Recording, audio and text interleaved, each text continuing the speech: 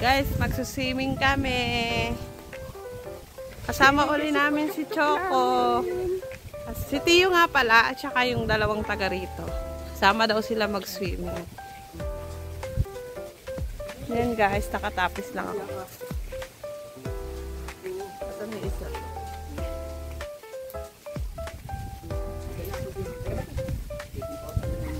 Bali, 6 kami magsuswimming. Ay, 7 pala kasama bata. Guys, sama rin namin si Chok-Chok namin. Sama rin si Bochok-Chok. Pwedeng daw na mag-swimming sa dagat. Diba kumuha siya ng lagay ng manok? Pati ako nagsama mo. Na, una na. Nasang taon eh. Ilang taon silang babayaran namin. May dala kaming speaker. Para kapag nandun na kami, makanta-kanta rin kami.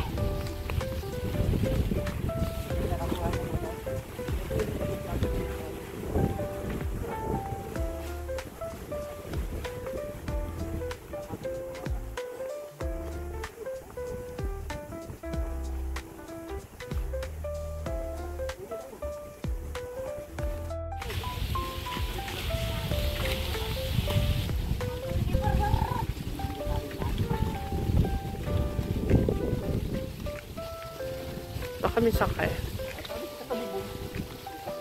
Tali na lang matanda sa bubong. Ay, matanda. Sama naman. Ding. Pwede naman kayo na. Okay lang yan.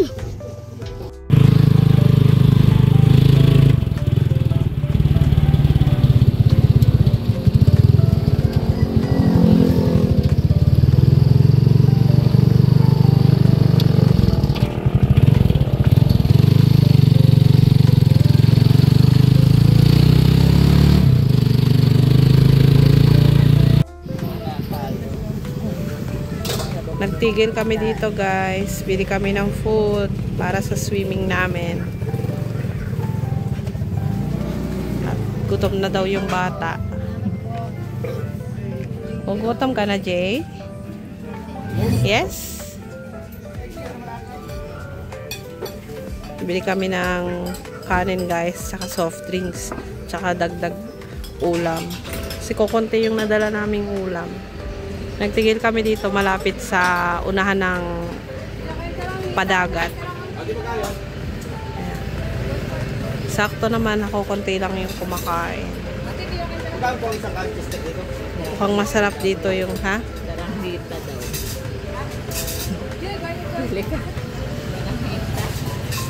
Maasim. 40 ang kilo. Bili kayo sa kilo. Ayan yung ulam dito.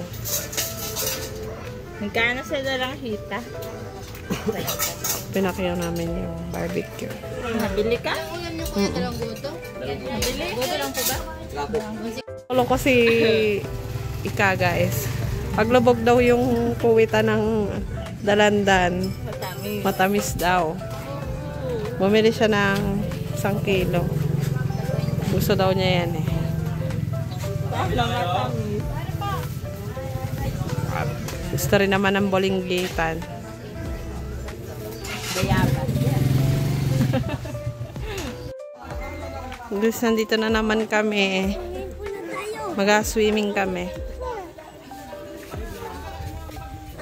Nagsama namin yung mga bagets.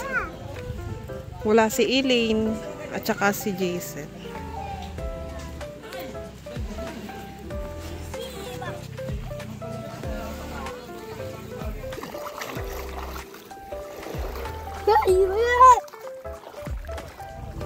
Ang galing ah.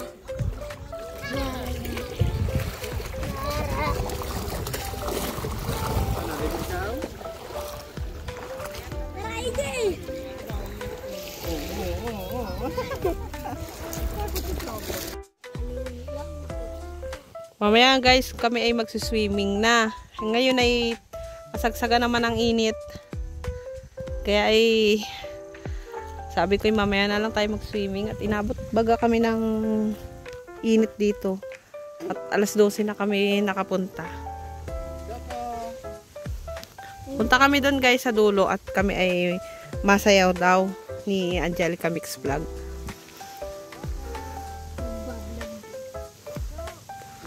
Ay, mga tuyo na yung mga ano. Mga punong kahoy. Ang galing yan doon guys sa ano, sa dagat dun, sa gitna. Dagat ano yan? Punong dagat. Si Choco naman pasama-sama rin. Kasama ko nga pala si Ate Ding, si Pantasya Channel guys. Support nyo rin yung channel niya.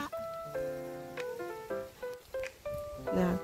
Ang tagal ni Angelica Mix Vlog. At niyaya ko siya dun sa dulo. At sabi ko masayaw-sayaw kami. Walang masyadong tao dito kaya maganda magsayaw-sayaw. Iniwanan namin yung kasama namin. Nandun sila sa dulo. Ayan. Lawak dito guys. Ang ganda. Bali nga pala guys, nandito kami sa Suliyaw. Malapit sa bayan. Ako nag-uwi muna sa Quezon at sabi ko mag-relax muna ako. At bilang birthday ko na rin sa aking biyanan at nag-birthday siya nung 17 ay hindi ako nakapunta. Kaya late na kaming nakapunta. Bali 19 na nga pala kami nang punta rito. So ayan, bukas kami mauwi, bukas ng gabi. Ganda guys. Wala pa naman ako nakitang sirena dito. Pero sabi ng mga matatanda, yung mga sinaunang matatanda, sa malalim daw na karagatan, may mga sirena. Hindi ko lang alam guys kung yun ay totoo kasi hindi pa rin naman ako masyado nakakita. Dito naman ang iniiwasan lang kapag magsuswimming, yung dikya. Yung kasi yung sumisip, naninipsip yun guys ng sabalat. Yung kulay puti na ano, jellyfish siya kung tawagin. Ayan. Kasama ko si Choco. Ganun. Delikado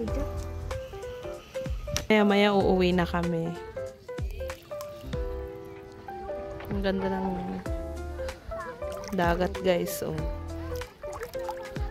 Merong mga nakatayo doon sa may puno. Hindi ko alam kung anong klaseng puno yan. Pero yan yung puno na nabubuhay sa dagat. Tapos yun, yung mga tuldok na yun, mga tao yun.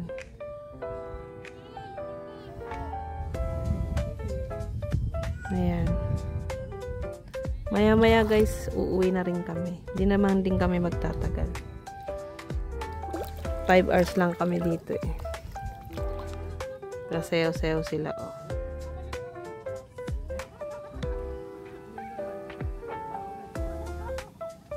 Yan.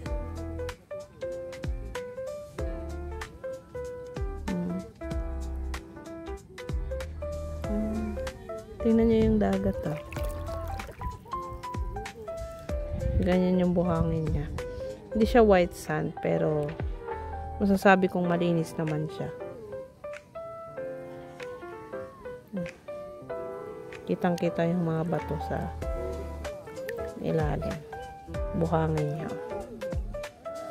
Parang buhangin ng pang-semento sa pang-semento sa bahay. Ayan. Ang dami rin naliligo guys.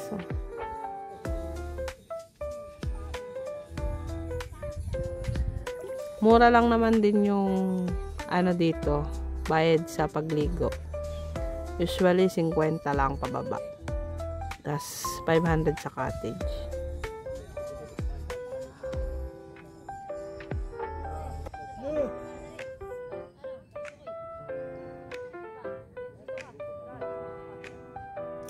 Yan. Uwi na rin kami guys. Pagaya yan ay mga kasama ko.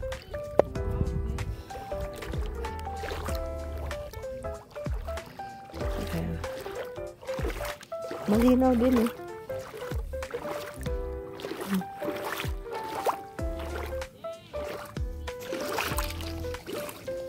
Diba?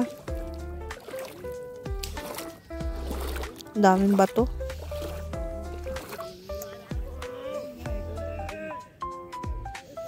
Wala akong nakitang isda. Siguro dun may isda sa may bandang gitna. Ayun yung mga kasama ko, guys. Yung mga yon, mga kasama ko. Dito sa part na to, mabato. Ang tutulis ng bato.